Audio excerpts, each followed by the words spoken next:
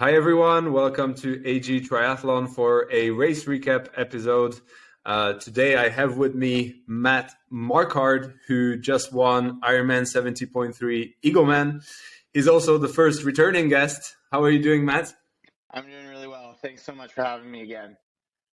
Yeah, I have to say that for the sake of all age groupers, I hope this is the last time we're talking because you're blowing us out of the water, man. So I think it's time for you to step up to pro. You just did 3:49 at the 70.3 Eagleman, fourth overall, right? Not overall age grouper, but including the pros, you were fourth, right behind Andy Potts. So yeah, massive congratulations. Tell us about the race. Yeah, thanks so much. Ooh. So yeah, thanks so much. It was a very good race. I was very happy with the results overall. Going in, our kind of stretch goals were, well, kind of the moderate goals were go under sub 4, and also win overall age group and see how close to top 3 we could get on the pros. And so we pretty much did that. Overall, I was very happy with the race. It executed it like very well, pretty much according to the race plan, but definitely had a couple issues along the way. So I'll just take you through the race kind of step by step. So morning of, got there, and I think kind of the big story of the day, or at least the big concern leading into that day, was whether or not there was going to be the swim, because there was some weather rolling in, and there was concerns that maybe there would be thunder and lightning and they would cancel the swim, which was, I was optimistic, I guess, that was not going to happen, that they would have the swim, but it was still a concern for me because the swim's important for me to get out in front, and then just slant and close the door early. So it was great. Showed up. They said that the swim would be on, so that was awesome. And as I was setting up, kind of the weather started to roll in, and we got like a little rain here and there, and so I knew it was going to be an interesting day. Then the swim started.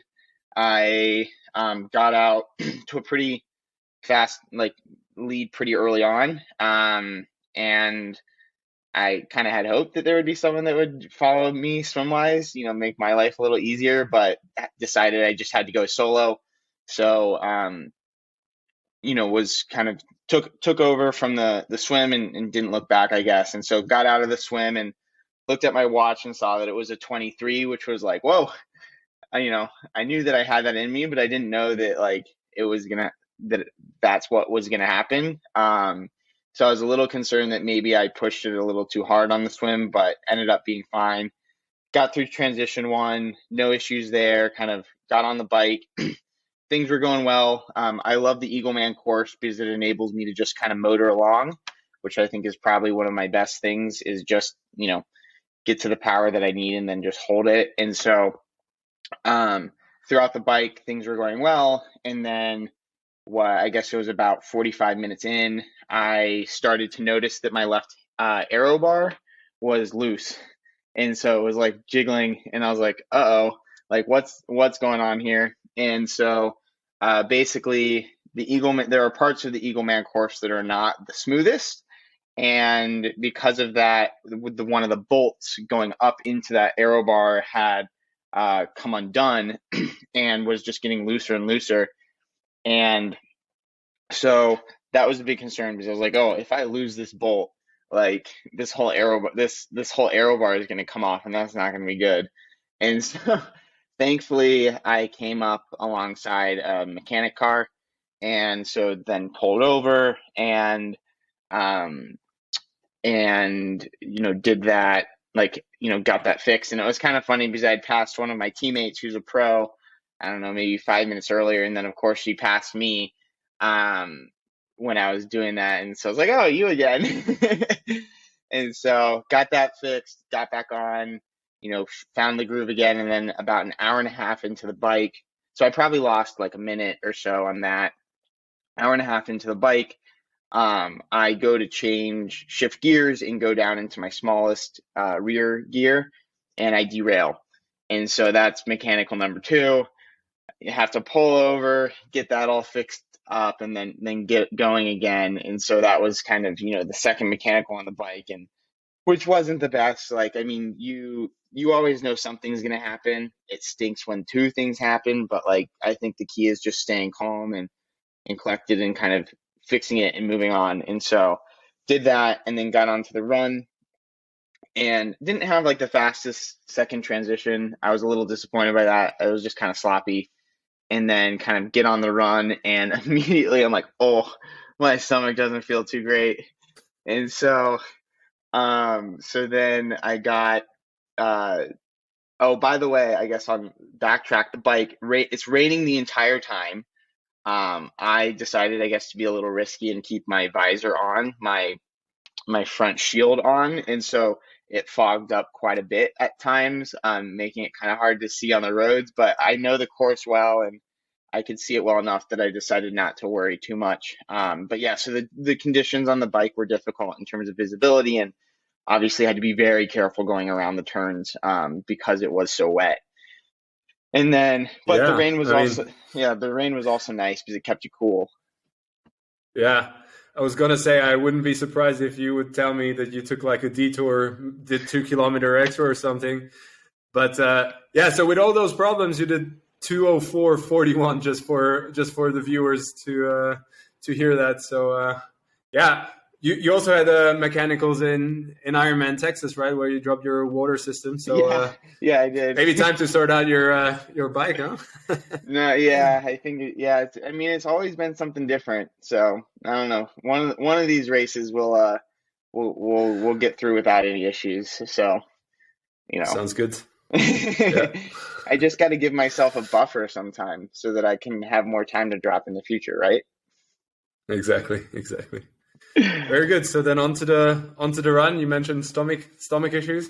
Yeah, so first aid station. So like I was feeling really good off the bike, like energy wise was good, legs felt good, stomach did not feel good. And so at the first aid station had to do a little porta potty break.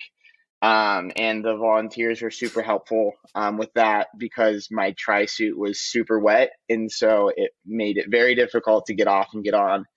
And so kind of managed through that and then got on the run, and really the rest of the run kind of went by pretty much flawlessly. I built it and got faster as I went, or at least and um, so yeah, so that was great. So even though the time was like 5:50 something pace wise, I was actually in the 5:40s in terms of what I was running. So, which was way faster than I was expecting. So I was very, very happy with that and crossed the finish line. And, I was under 3:50, which was kind of one of my stretch goals, which was really super exciting. And yeah, just couldn't, just very happy with how things went and where things are going to go next, I guess. So, Yeah, amazing. So tell us a bit about your plans going forward. yeah, so I guess unfortunately for the age groupers, I am going to stay as an age grouper through the rest of the season.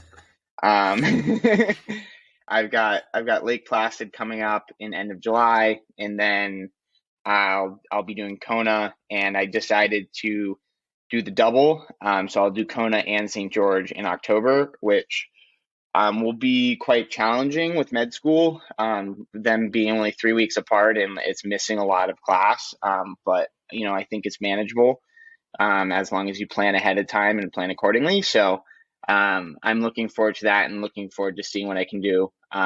Kona will be a first time experience, obviously, but St. George, I did that last year and had a good race, but I felt like I underperformed and could really clean a lot of things up and do a lot better. So I'm looking for a little bit of redemption, I guess, and improvement on that course when I get there. So Yeah, well, excellent. I guess it's time for the other age groupers to up their games if they want to take you on. So yeah, definitely upping the level here.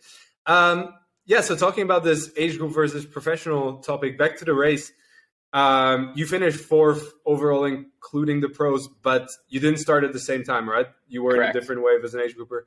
So if you would have started with the pros, then race dynamics and being in a pack on the bike. I mean, I guess you could have followed the first guys on the swimmers, given that you're an ex-professional swimmer essentially. How do you reckon the race would have played played out if you would have started with the pros? I mean, it's so hard to say. I mean, I think it would have been a lot closer. I think ultimately, like, I know that I didn't have a 111 in me like Beals had. That's my run is improving, but I'm not quite that fast on the run.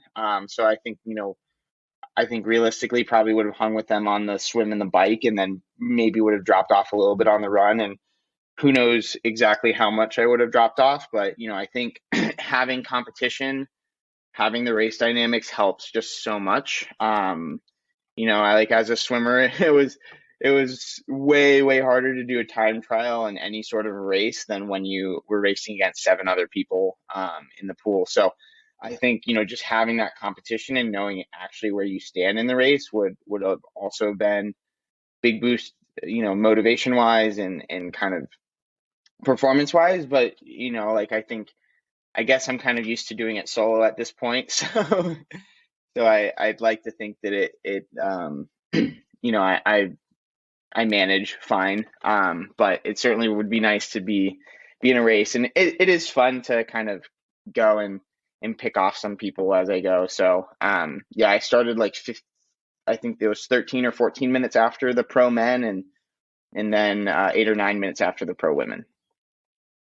Nice, very, very cool. Yeah, I'm excited to see you then race against the pros once you decide to step up. So very cool. And one other question I would have is you debuted your Ironman distance in Texas with an 8:23, and now you go 3:49. Was essentially a month or two after, right? Probably 2 months after. How did you adapt your training for the shorter distance? Yeah, great question. So it was actually really challenging. I mean, my coach, Andrew Yoder, did a phenomenal job. I kind of let him be the brains of my training and just do what he says. But even then, I was not super confident going into Eagleman. Like the sessions that we had, I personally did not feel like were great in terms of my performance. There was a couple things. I mean, after Texas, it was kind of final season. So I had 2 more weeks of med school left, which meant some pretty significant exams. And obviously with that comes the stress and, not being able to devote as much time to training. So I felt like I was a little slow getting back on the horse after Texas. And then kind of the summer started, and then that's another kind of big adjustment period. So yes, it's the summer, but I'm still doing research and working. And so there's still like a very significant pressure on my time. And so that was another adjustment period of, let's call it a week or two. And so really, I felt like I only had maybe 2 weeks of like solid training before we started to come down for Eagleman. And so I was not, I mean, we had talked before the race, like Andrew thought that I was going to go fast. I did not think I was going to go necessarily that fast. And so it was helpful to have him kind of give me the confidence boost. But at the same time, it was a big question mark in my mind, at least. And, but, I think it also bodes a lot of confidence for like doing the double. I think that's part of the reason why I decided to do the double is that, we had 6 weeks and like not a ton of, not great training for part of that. And I was still able to put up the performance I did. So that's very exciting to me that I can adapt that quickly, even though maybe mentally I didn't feel like I was, but physically clearly I was. So, so yeah, so it was definitely, but yeah, like doing some of those sessions at 70.3 effort, after being used to just sitting at Ironman effort for like 4 months of training was quite the adjustment. Yeah. I mean, yeah, I guess Andrew's an excellent coach, so shout out to him. And all of his athletes, what I see on Instagram, are on the podium, at least in their age group. So pretty phenomenal results from him. Yeah, so basically what you learned doing Ironman Texas and then 70.3 Eagleman is that you can essentially replicate this between Kona and St. George, and yeah, and that it will work out quite nicely probably. So Hopefully. yeah. hopefully we'll see. I never like to make too many like predictions or build too much up before a race because you just never know what's going to happen. Like, it could be you get a flat, you could have the race of your life and have a flat or have a worse mechanical than I did and then you're out. So it's just kind of like, you always have goals and you always kind of hope that you can do what your training shows that you can do. But, race day, it's a whole nother day. It's about what happens to you, what you can do, and also how everyone else is doing on that day. So yeah, you just put yourself in the best position that you can, and then you go from there. Exactly. Matt, was great catching up with you again. Well, I'm running out of superlatives to compliment you on your performances. Yeah, maybe I would just say, go to hell to the professional field and leave us age groupers alone. But no, it's great to see you, med student. I guess really the book definition of an age grouper performing like this, it's definitely raising the bar for the rest of us. So yeah, once again, congratulations and all the best for the rest of the season. Great. Thank you so much, Adam. It was great to talk to you again. Ciao, ciao. See ya.